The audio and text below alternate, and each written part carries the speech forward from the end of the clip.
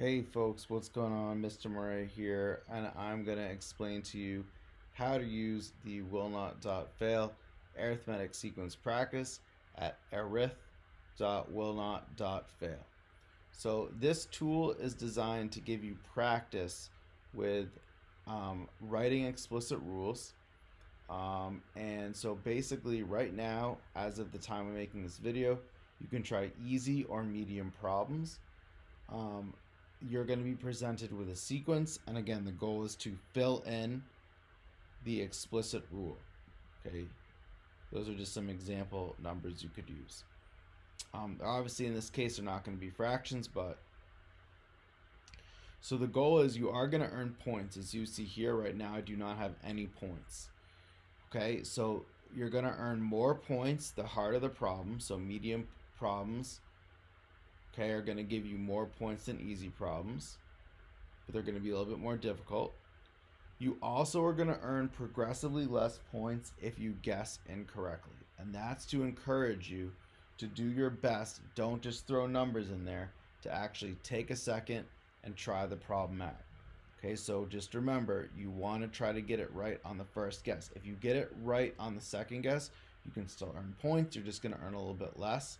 If you guess wrong 3 times, then you're going to be out of guesses. It will show you the solution, but you won't be able to try again. Okay, you'll just have to try another problem. So I'm going to show you an example right here. Write the explicit rule. All right, so here I have 1, -3, -7, -11, -15.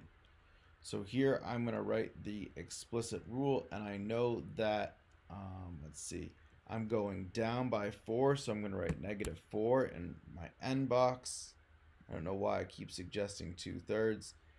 And if I plug in 1 for n, I get -4, and I need to have 5. Notice how when I enter both, I get my preview, so I can check and make sure that's actually correct. And I'm going to try to plug in 2 to see if it gets me 3. And sorry, that is -3. -4 times 2 is -8, plus 5 is -3. So I'm pretty sure I'm going to press the check answer button now. And I can see that my answer was correct. And I've earned 4 points because I guessed it correct on the first go. Now I'm going to try a medium problem. So you can see again, the medium problem is a little bit more difficult. This one's going down by 23, so I'm going to put -23. Again, not sure why I keep suggesting those kind of weird fractions there. Probably just kind of an autofill thing. When I plug in 1 for n, I get -23, but I'm supposed to get 21. So what I need to add is, I believe, 44. Let's see if I'm right. I'm right. Very good. So see how I get 6 points for this. This one I got 6 points, whereas before I got only 4. All right, let's say I got this one wrong. So let's see, I know it's going up by 17. But maybe I forget and I accidentally do -14 because I think I'm supposed to put my first term in. See, it's going to tell me to try again. All right, maybe I need to try this again. All right, so I'm pretty sure I'm going up by 17. The second term, I'm supposed to get 3.